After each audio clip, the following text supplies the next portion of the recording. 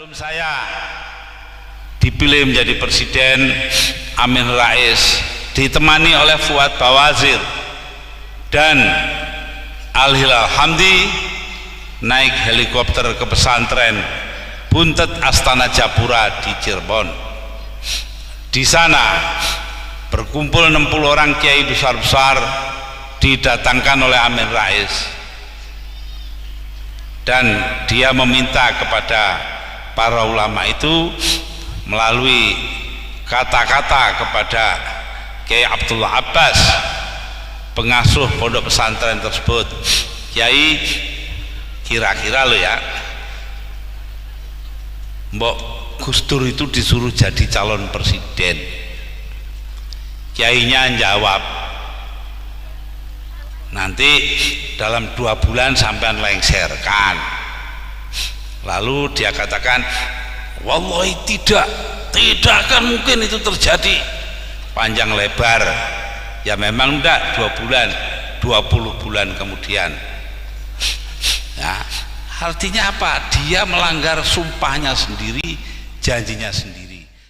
Indosat ini menyangkut penjualan saham kepada orang luar, padahal Indosat ini mengoperasikan atau melaksanakan satelit Palapa. Di dalamnya ada kode-kode intelijen kita. Jadi dengan demikian dia juga membahayakan hajat hidup orang banyak di negeri ini, akan keselamatan bangsa. Karena apa? Waktu itu tanpa ada landasan hukum, Megawati Soekarno Putri ngundangi orang datang ke rumahnya di Kebagusan di Pasar Minggu untuk memanggil sidang istimewa MPR tanpa sebab. Nah, ini menurut penafsiran saya melanggar Undang-Undang Dasar.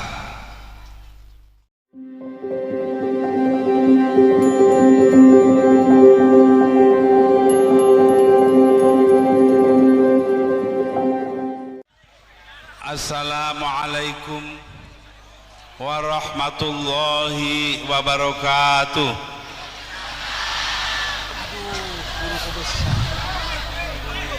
Bismillah walhamdulillah wassalatu wassalamu ala rasulillah Sayyidina Muhammad ibn Abdullah sallallahu alaihi wasallam wa ala alihi wa sahbihi wa man tabi'ahu wa nasarahu wa wala wala hawla wala quwwata illa billah. Ulama'ana al-kiram wabil khusus walidina Kiai Ahmad Sofyan, habaiban al-afadil, para pejabat pemerintahan yang hadir di sini, khususnya Bapak Bupati, Kepala Daerah Kabupaten Situbondo, para pemimpin masyarakat, para pengasuh pondok pesantren, para hadirin dan hadirat. Alhamdulillah, saya sampai di sini pada saat ini dalam keadaan selamat, semuanya berkah apa yang diberikan oleh Allah Subhanahu wa taala kepada kita semua. Saya datang bersama-sama Bapak Kafi, bekas Gubernur Jakarta, bekas Wali Kota Jakarta Pusat, dan Pak Imam Muzakir dari Jakarta. Alhamdulillah, walaupun agak terlambat sedikit karena memang tempat ini sangat dekat dengan Jakarta. Ini kan tempatnya jin buang anak ini. Alhamdulillah sampai di sini dengan tidak kurang sesuatu apa dan memperoleh karunia kesehatan dari Allah Subhanahu wa taala.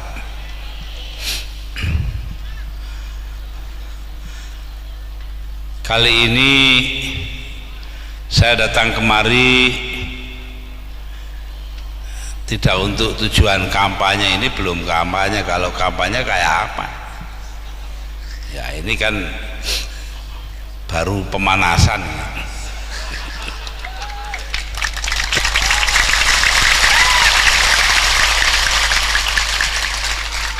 Situ Bondo itu tidak perlu kampanye. Serahkan saja kepada ulama di sini, beres. Ya apa tidak? Ini bukti semuanya itu karena kecintaan rakyat Situbondo kepada Nahdlatul Ulama. Karena apa yang dikatakan oleh Allah Subhanahu wa taala di dalam kitab suci Al-Qur'anul Karim, Bismillahirrahmanirrahim, innama yakhsyallaha min ibadihil ulama, bahwasanya yang paling takut kepada Allah di antara hamba-hambanya adalah ulama. Karena itu terus terang saja,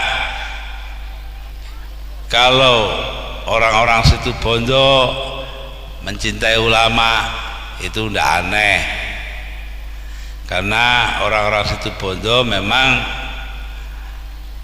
mengikuti apa yang disabdakan oleh Allah Subhanahu wa taala. Nah, di sini ini tidak ada tukang copet, yang ada cuma guyu.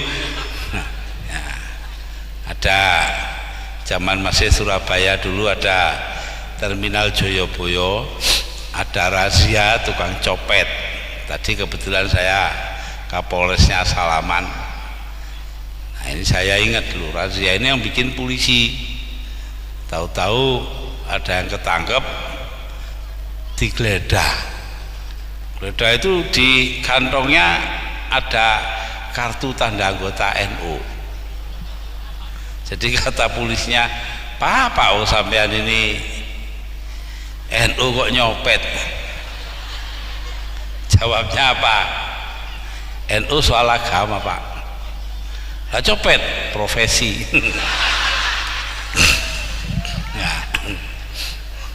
Nah ini lah ya wis copet gak gelem NU tambah nemen.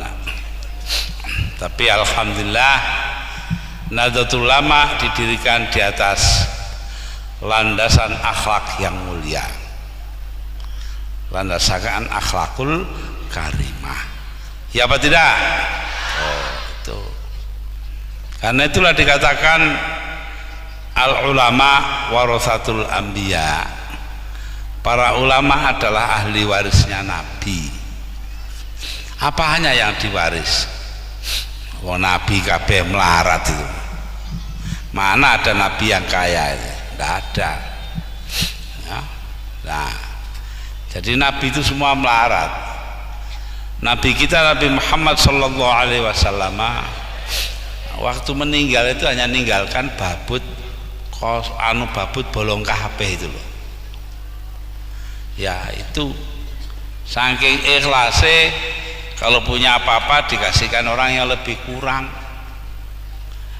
Beliau merasa kekayaan yang ada ini tidak untuk diri sendiri, tidak untuk keluarganya, melainkan untuk kepentingan orang banyak.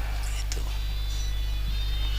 Ini yang diambil oleh para ulama dari dulu. Karena itu ketika ulama-ulama ini mau diorganisir, maka dicari namanya. Akhirnya ketemu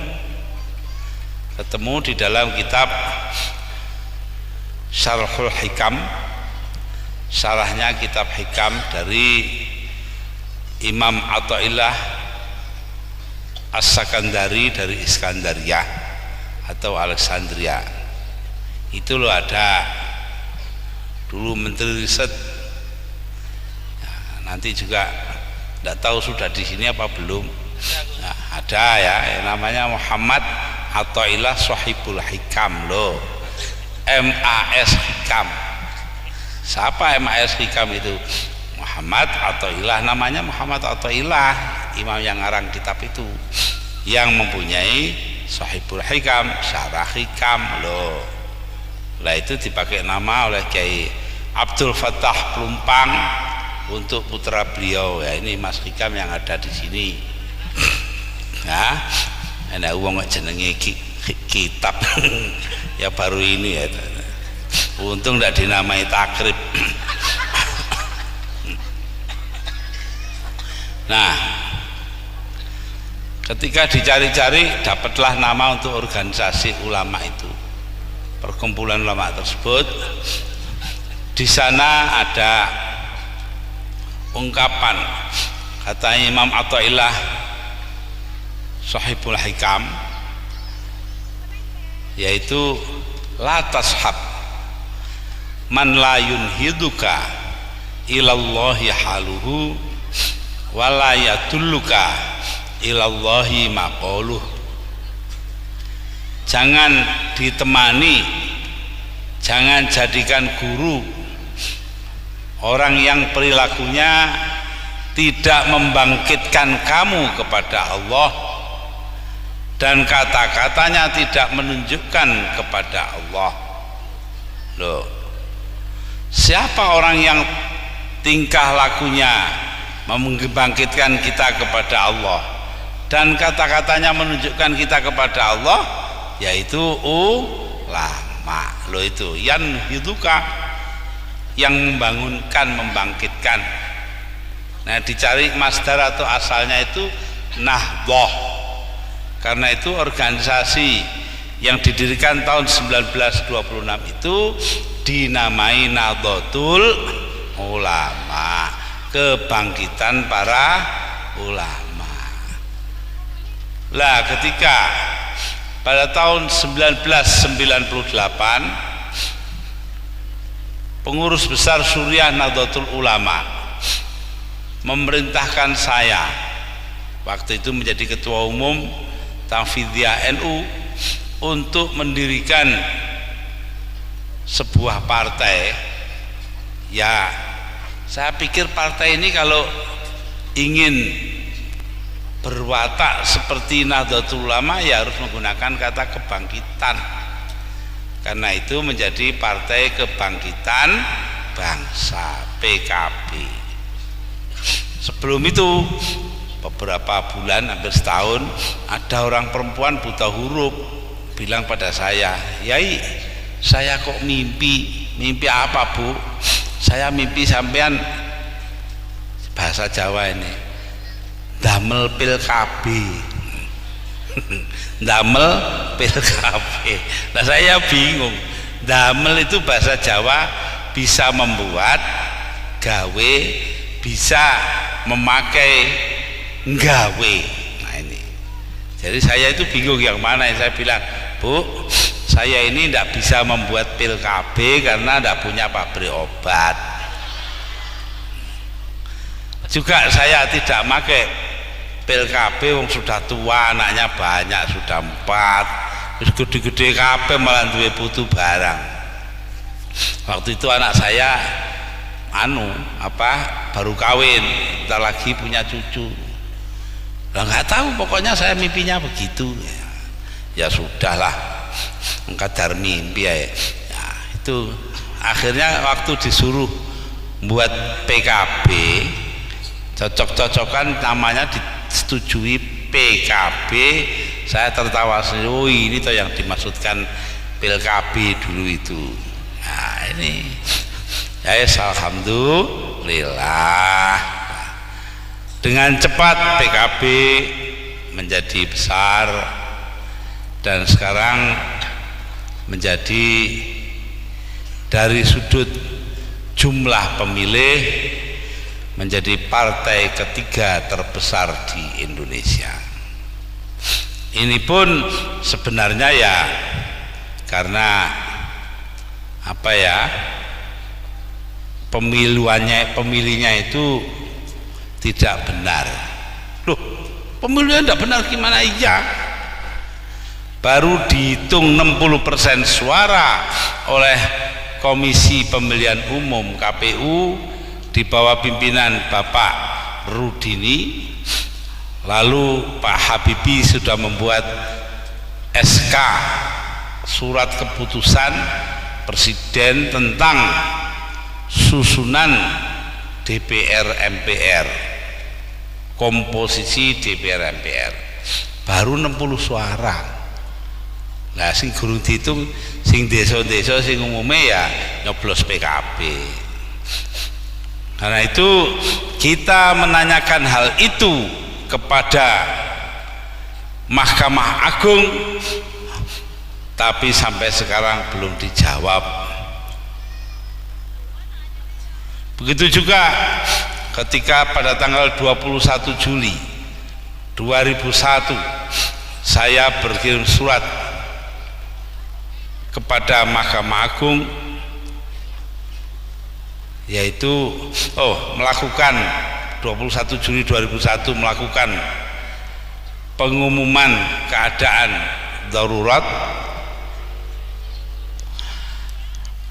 Maka saya tanyakan beberapa hari kemudian kepada Mahkamah Agung, apa tindakan saya itu sesuai Undang-Undang Dasar apa tidak. Karena apa? Waktu itu tanpa ada landasan hukum, Megawati Soekarno Putri ngundangi orang datang ke rumahnya di Kebagusan di Pasar Minggu untuk memanggil sidang istimewa MPR tanpa sebab. Nah, ini menurut penafsiran saya melanggar Undang-Undang Dasar.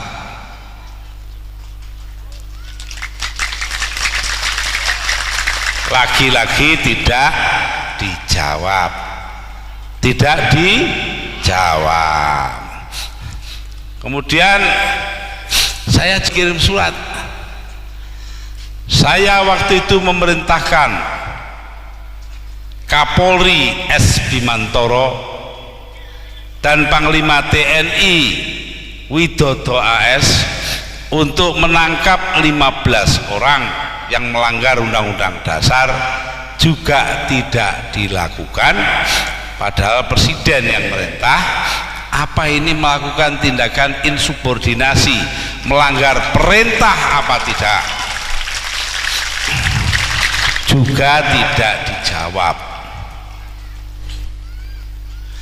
Ini 3 sudah pelanggaran konstitusi. Datang yang keempat, yaitu pemerintah sekarang menaikkan harga BBM. Ini sebenarnya kalau penafsiran saya, menaikkan harga tanpa menaikkan pendapatan itu artinya melanggar konstitusi. Mengapa demikian? Karena konstitusi atau Undang-Undang Dasar kita menyatakan negara harus memenuhi kebutuhan hidup orang banyak. Di dalam Undang-Undang Dasar kita disebutkan memenuhi hajat hidup orang banyak. Lah, kalau naikkan harga tanpa menaikkan pendapatan artinya melanggar Undang-Undang Dasar. Yang kelima, pemerintah mengadakan divestasi Indosat, menjual Indosat kepada pihak lain. Apalagi pihak lain itu adalah sebuah negara sateng cilik, yaitu Singapura. Singapura hanya berpenduduk 3 juta orang, Indonesia 204 juta. Kayak selilit Nah, dibuatlah sebuah perusahaan di sana namanya Singapore Technology and Telecommunication STT. 50% sahamnya pemerintah Singapura, 50% free tax dari Israel. Jadi artinya Indosat ini menyangkut penjualan saham kepada orang luar, padahal Indosat ini mengoperasikan atau melaksanakan satelit Palapa. Di dalamnya ada kode-kode intelijen kita. Jadi dengan demikian dia juga membahayakan hajat hidup orang banyak di negeri ini akan keselamatan bangsa. 55 ini tidak ada yang dijawab oleh Mahkamah Agung karena Mahkamah Agungnya pengecut.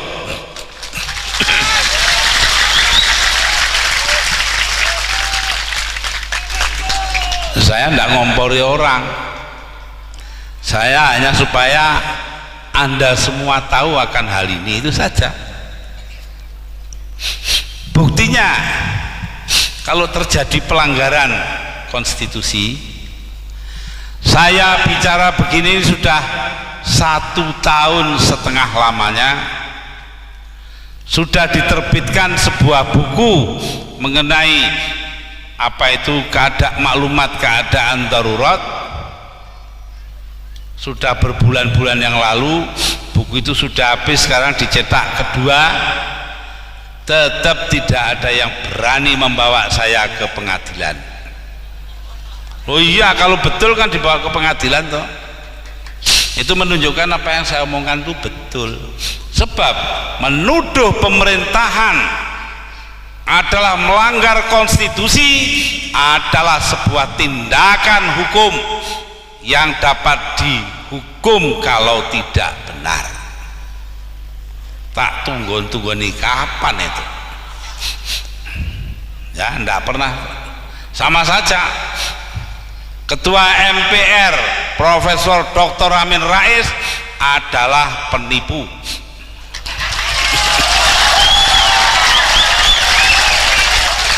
Ini ke 52 kalinya saya bicara di muka umum. Tak tunggu nih, bener gak ini? Yang menentukan benar tidaknya pengadilan. Saya tunggu, berani tidak membawa saya ke pengadilan? Sampai hari ini tidak berani. Mengapa saya berani mengatakan demikian? 2 bulan sebelum saya dipilih menjadi presiden, Amin Rais ditemani oleh Fuad Bawazir dan Al-Hilal Hamdi naik helikopter ke pesantren Buntet Astana Japura di Cirebon.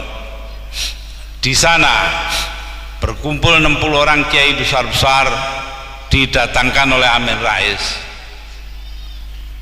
dan dia meminta kepada para ulama itu melalui kata-kata kepada Kiai Abdullah Abbas, pengasuh pondok pesantren tersebut, Kiai, kira-kira lo ya,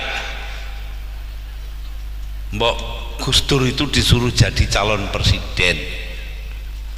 Kiainya jawab,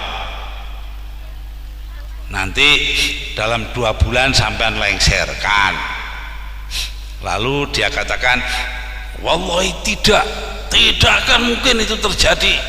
Panjang lebar, ya memang enggak 2 bulan, 20 bulan kemudian. Nah, artinya apa? Dia melanggar sumpahnya sendiri, janjinya sendiri.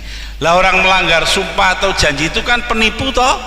Nah itu, di mana-mana saya bilang begitu enggak berani jawab.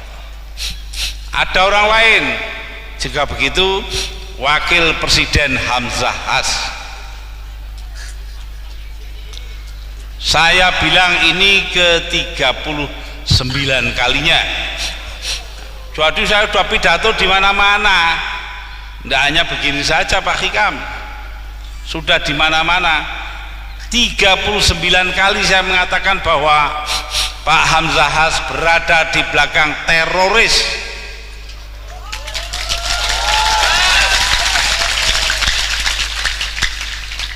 Pertama kali saya ngomong di Aring-Aring pada waktu pengajian selepas apa itu namanya konferensi NU wilayah Jawa Timur, ya. Di situ saya katakan saya sangat terkejut ketika Wakil Presiden Hamzahas menyatakan prihatin terhadap peledakan bom di Bali. Loh, kenapa kok cuma prihatin? Tidak berani mengutuk.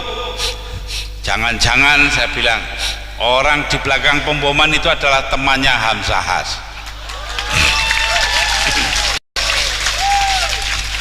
Sampai sekarang saya tunggu-tunggu, tidak berani membawa ke pengadilan. Mustahil dia tidak dengar, dia mesti dengar. Yang ini pun dia dengar, ya. Nah itu. Jadi jelas sekali para hadirin dan hadirat bahwa negeri kita ini sedang mengalami duka nestapa, sedang mengalami kesusahan. Karena apa? Konstitusi yang diperjuangkan mati-matian,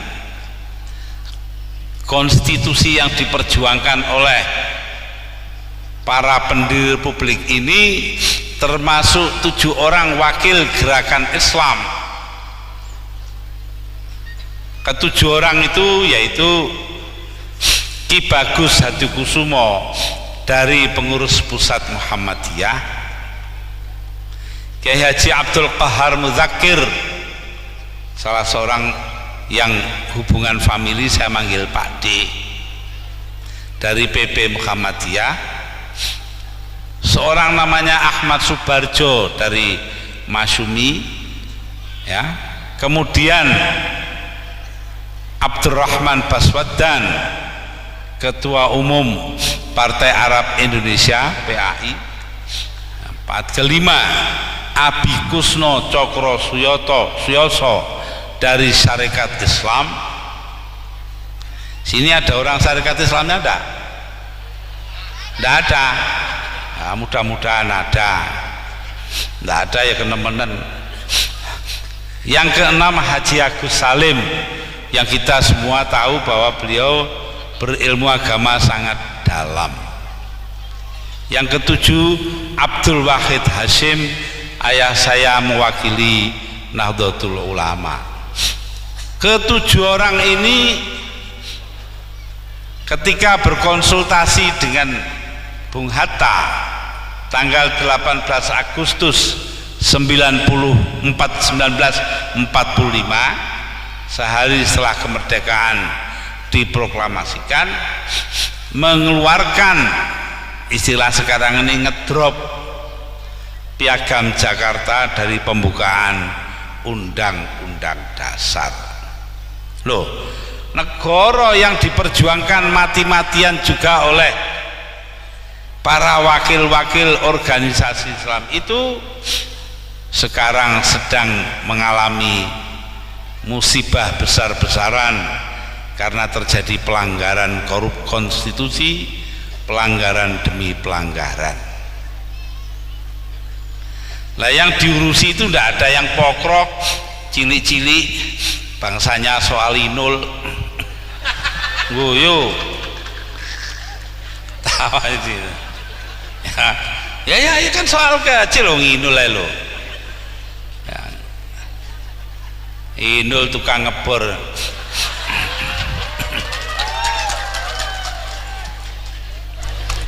Nah, karena itulah pelanggaran demi pelanggaran, kebohongan demi kebohongan, pengkhianatan demi pengkhianatan, Allah marah.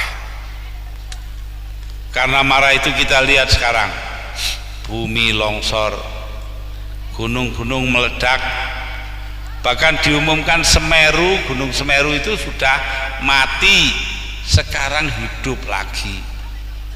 Ya, semenjak beberapa bulan ini istilah mereka ahli-ahli geologi, Gunung Semeru aktif kembali. Bahkan 2 hari yang lalu Malang kena abu dari Gunung Semeru, sehingga akhirnya ketika saya ada acara di Bangil itu dari Kediri saya liwat Jombang, lalu ke Mojokerto, Mojosari, Japanan, Gempol, Bangil, sedangkan yang mapak saya Bapak Khairon Syakur dari Bangil pulangnya misah liwat Blitar, itu tidak bisa liwat karena gelap gulita, tertutup debu. Nah, lalu itu semua tanda, yang longsor, yang gunung, yang banjir, sembarang kali itu tanda bahwa Allah marah karena terjadinya hal-hal yang bersifat pengkhianatan dan sebagainya itu. Karena itu marilah kita adakan perbaikan yang diperlukan, dan nanti dalam pemilihan umum atau pemilu yang akan datang memilih pihak yang tepat, yang benar-benar memperjuangkan kepentingan rakyat.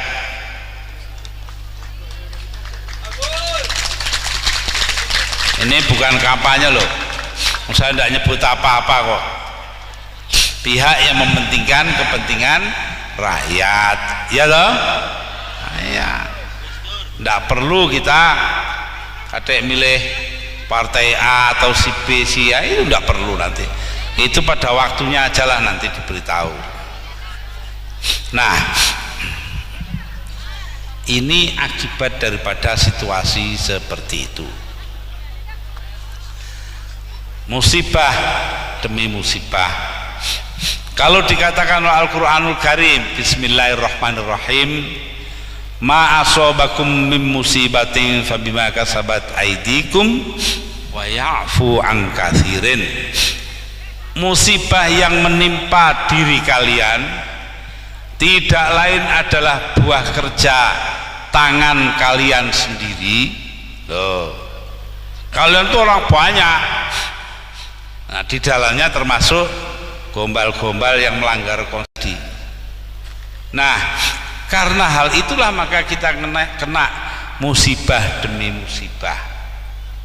Namun, ini namun ya, walaupun demikian Allah tetap akan memaafkan kita. Wa ya'fu an katsirin, Allah memaafkan sebagian besar pekerjaan itu. Itulah para hadirin dan hadirat, mengapa kita tetap optimis, kita tetap berpengharapan bahwa Allah akan memaafkan kita semua, betapa besarnya sekalipun musibah-musibah yang diakibatkan oleh tangan-tangan kita sendiri. Tangan-tangan kita itu artinya bukan orang per orang, tapi seluruh masyarakat dan bangsa. Nah, para hadirin dan hadirat, itulah sebabnya orang seperti saya itu selalu berpegang kepada apa yang dikatakan oleh Al-Quranul Karim, yaitu Bismillahirrahmanirrahim, wala talbisul haqqa bil batil wa taktumul haqqa wa antum ta'lamun. Jangan kau campur adukan antara yang benar dengan yang salah, dan jangan kau tutup-tutupi yang salah. Jangan kalian tutup-tutupi yang salah kalau kalian tahu. Nah, ini jadi kita tahu dan tidak kita tutupi, buka sajalah. Amin Rais melanggar sumpahnya, terjadi pelanggaran konstitusi, Hamzahas di belakang teroris, belak-belakan saja.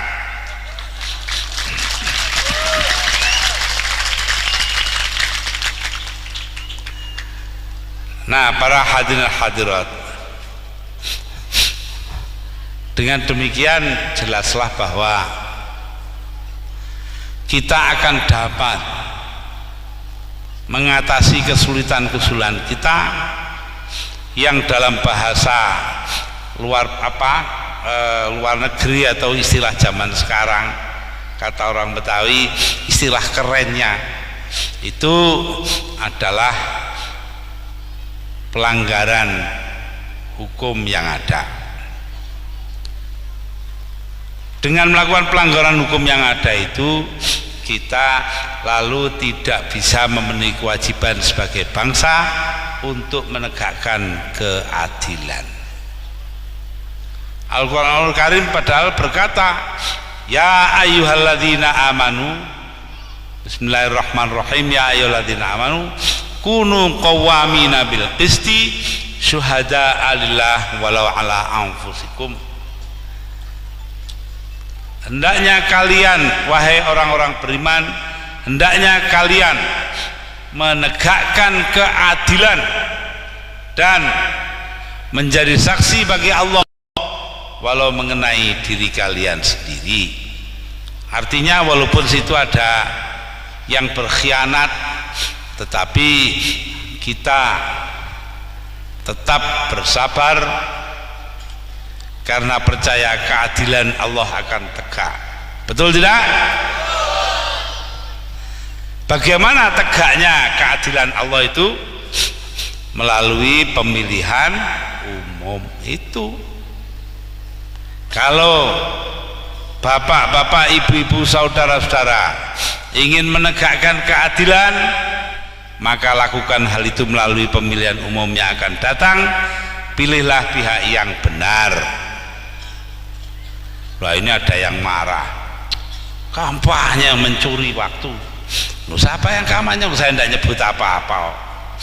Kenapa disebut? Dong semua udah tahu, tidak pakai disebut juga tahu kok. Ya tidak? Nah, iya sudah.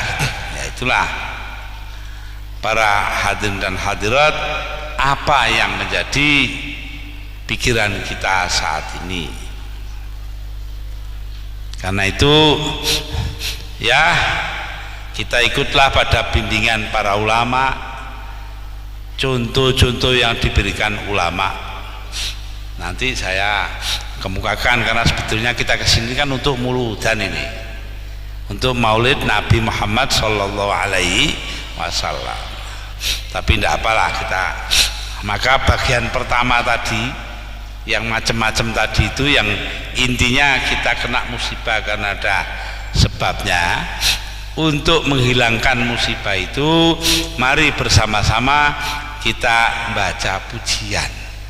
Loh, pujian awan-awan lah, timbang gak duwe penggawean liya, ndak ada kerjaannya yang lain, ya lebih baik pujian, ya apa tidak? Pujian itu disampaikan atau dibawakan di langgar-langgar dan surau-surau sambil nunggu imam sholat, ya apa tidak? Nah ini apa di sini ini namanya langgar apa? Musola ya, langgar ya, itu langgar itu musola, surau. Mari sama-sama nanti bareng-bareng dengan saya ya. Nanti maksudnya saya terangkan belakangan. Ilailas tulil firdausi ala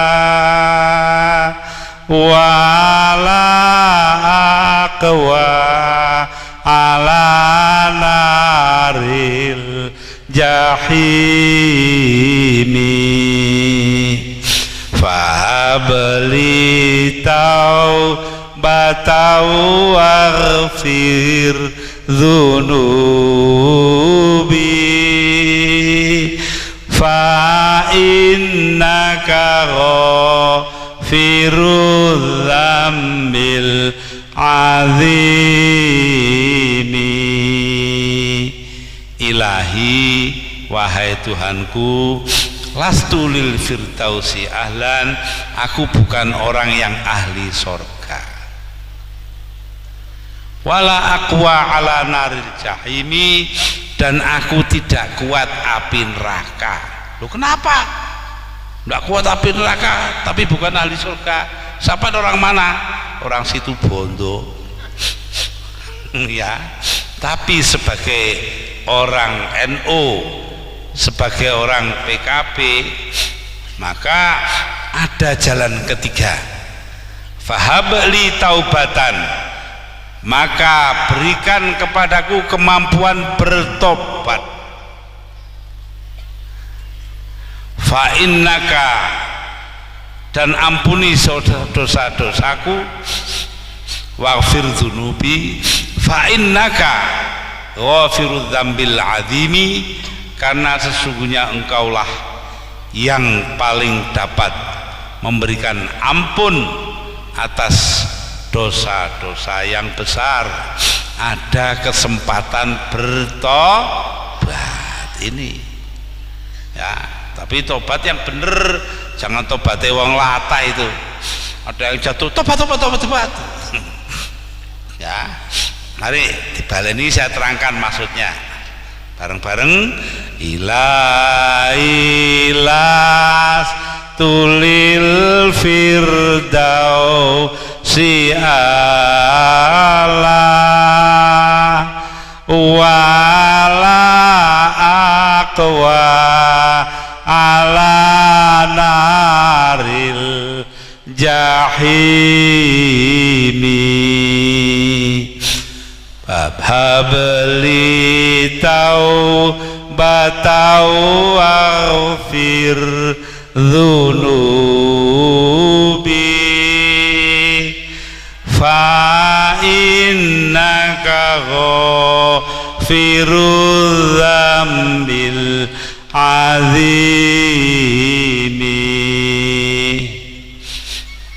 Saya ngejak pujian jam sekian ini kenapa sih kok di sini? Ya sebabnya sepele, saya ndak ketok, jadi ndak tahu orang yang kesini ini banyak apa ndak, ngono. Banyak ya? Ini banyak betul tak? Dulu ada zaman Jepang, tentara Jepang sowan Kyai Abdul Manaf di Lirboyo. Sana masuk, ada santri di masjid dalam jumlah besar. Di depannya masjid ada banyak angsa itu loh. Tahu banyak angsa itu? Soang itu toh. Nah, akhirnya banyak ya. Nah itu ada si Jepang tadi masuk ke rumahnya Kyai Abdul Manaf, nanya, Haji, banyak santri ya? Maksudnya yang di masjid banyak, jumlahnya besar. Jawabnya Kyai Abdul Manaf, bukan tuan, itu bukan banyaknya santri, banyaknya Kaji Yakub. Itu ya, jadi ini banyak mana ini, sekian ini ya, itu banyaknya Kaji Yakub lah. Yang kedua, saya ingin tahu rakyat di sini ini masih manut pada kiai apa tidak, begitu saja, kok tidak punya tujuan lain. Manut siapa yang ngajari sampean selawatan, maling apa kiai? Aku wis ngono, sudah tercapai dua tujuan, wis kari mulih ae. Para hadirin dan hadirat, ini katanya mulutan Maulidun Nabi Muhammadin sallallahu alaihi wasallam. Nah, saya tidak banyak-banyak dalam soal ini, hanya ingin menyampaikan sebuah ayat Al-Quran saja. Bismillahirrahmanirrahim. Laqad kana lakum fi rasulillahi uswatun hasanah. Benar-benar telah ada dalam diri utusan Allah. Siapa maksudnya di sini? Nabi Muhammad sallallahu alaihi wasallam.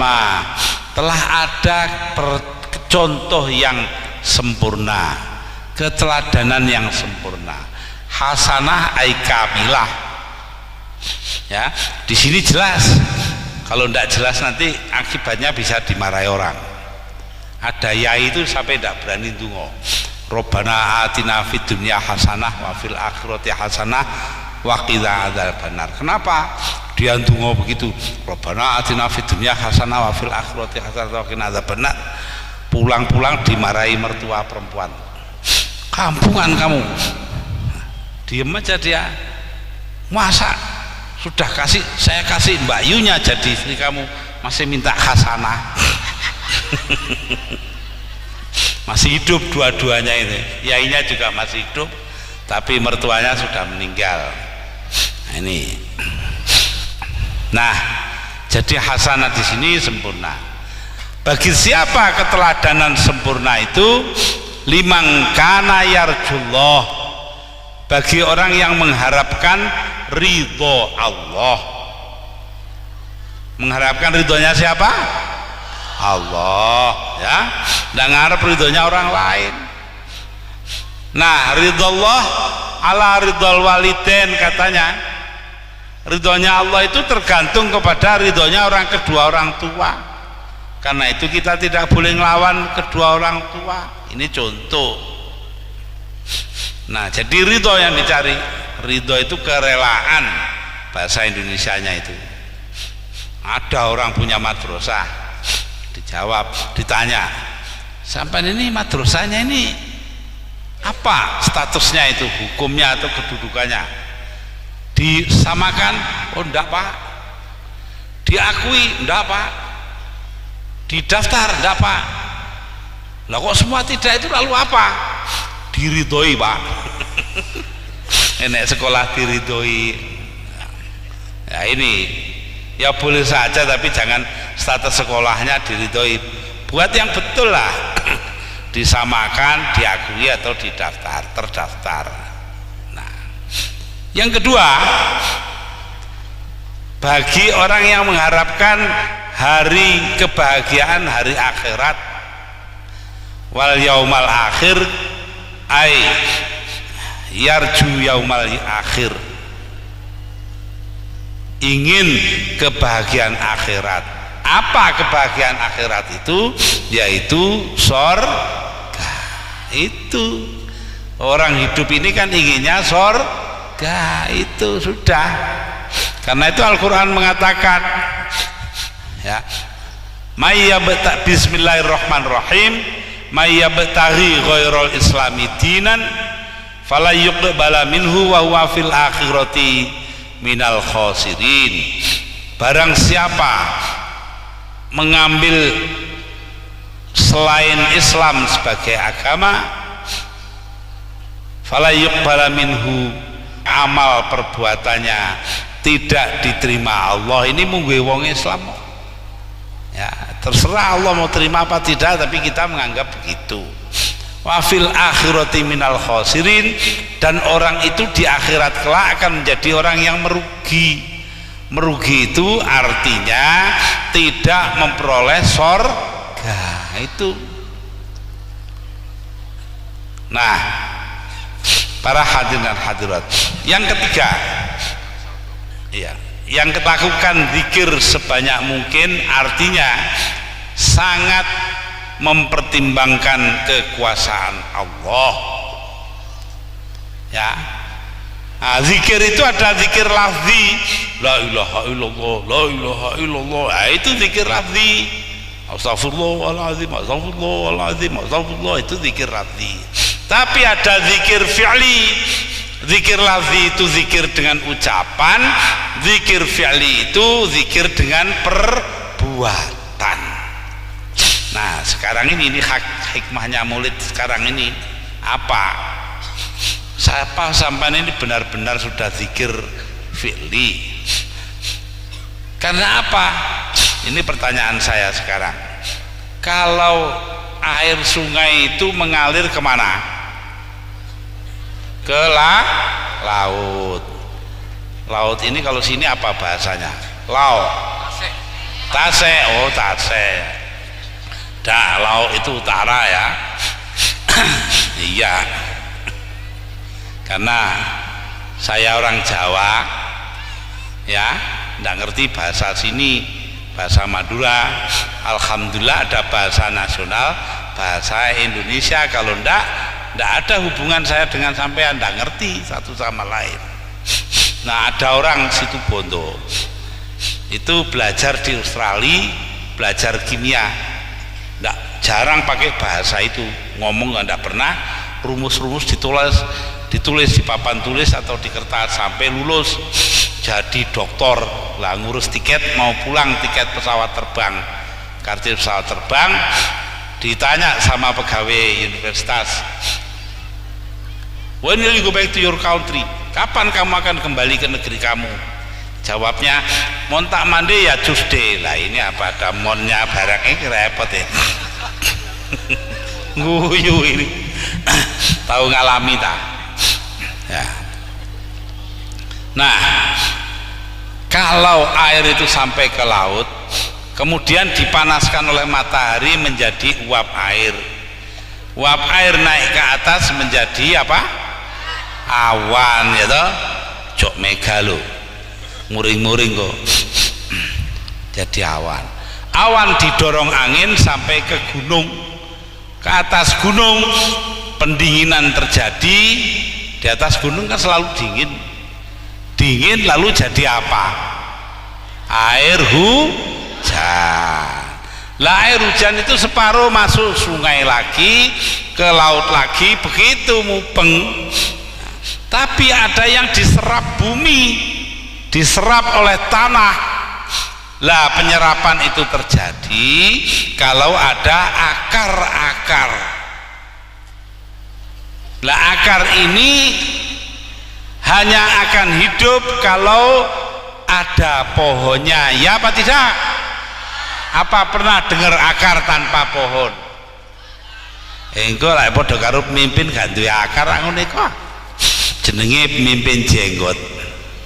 Yaitu akarnya malah di atas, tunduk pada atasan loh, itu akarnya. Mestinya tidak berakar di bawah. Nah, akar ini perlu pohon. Lah kalau pohonnya ditebang kan akarnya mati loh, itu loh. Karena itu lama-lama orang situ Bondol bisa jadi seperti orang Lamongan. Apa itu? Kalau musim kemarau nggak bisa cebok, kalau musim hujan nggak bisa jongkok. Nah, cebok dan jongkok, ya. Ketiga ora iso cewok, rendeng ora iso dodok. Kenapa? Lah mau cebok nggak ada airnya, musim kemarau habis, tidak disimpan lagi kok, tidak diserap bumi, sumur-sumur kering, kali-kali kering. Lah musim hujan tidak bisa cebok karena banjir Belandang itu. Nah, supaya tidak mengalami nasib seperti itu, tolong pohon-pohon itu jangan ditebang, ya. Harus ada perencanaan dalam penebangan pohon. Nah, pohon yang sudah ada itu tolong supaya ditanam kembali loh, ditanam kembali. Ini NU cabang Garut itu setelah peristiwa longsor di Mandalawangi, semua getun menyesal. Akhirnya sekarang Pemda membagi tiap MWC atau kecamatan itu NU diberi 2 hektar tanah untuk penghutanan kembali. Lalu Perhutani dan Universitas Pajajaran itu diajari caranya menanam pohon yang baik, dan Pemda tingkat 1 menyediakan bibitnya lah ini. Tapi ya sayangnya begitu kok, setelah longsor. Ada di Tuban. Tuban ini Kabupaten Tuban, NU cabang itu kerjasama dengan pihak Perhutani mengadakan tanaman sela di pohon-pohon, karena di sana tanahnya kapur, memerlukan tanaman sela seperti itu.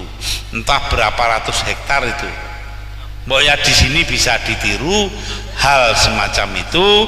Kebetulan ada Pak Bupati, ada pengurus NU, wes rundingan kono, betul tidak? Ya sudah. Jadi karena itu saya harapkan semuanya jangan angger-angger asal-asal saja nebang pohon, agar supaya kita ini benar-benar bisa zikir fi'li yang baik. Ya inilah hikmah yang ingin saya tarik dari peristiwa Maulid Nabi kali ini. Hadirin dan hadirat, ini sudah sore, sudah waktunya kita menjelang maghrib, maka harus kita tutup.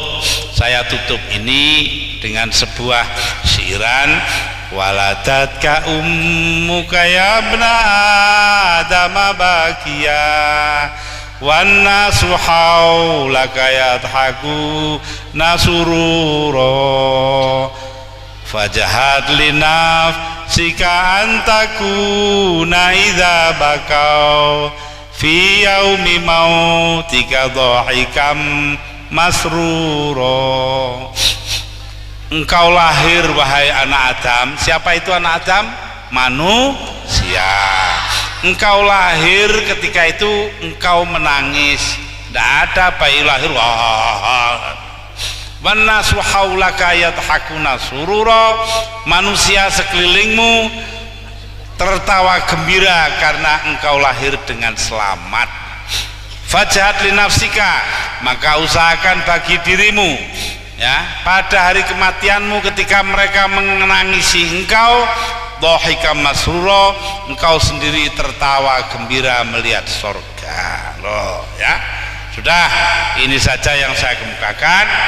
Mudah-mudahan kita semua diberi umur panjang, diberi keselamatan, anak-anak yang soleh solehah, dan diberi rezeki yang banyak.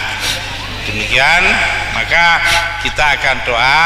Saya disuruh dungonya pendek saja, yaitu dungonya Sunan Ngampel.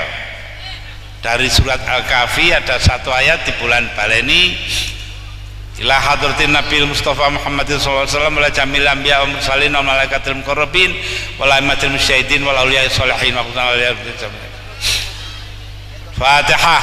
A'udzubillahi minasyaitonir rajim. Bismillahirrahmanirrahim. Rabbil alamin.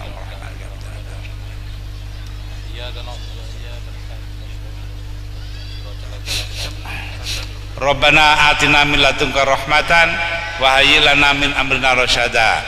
Rabbana atina min ladunka rahmatan wa hayyi lana min amrina rasyada. Rabbana atina min ladunka rahmatan wa hayyi lana min amrina rasyada. Wa sallallahu ala sayyidina Muhammad.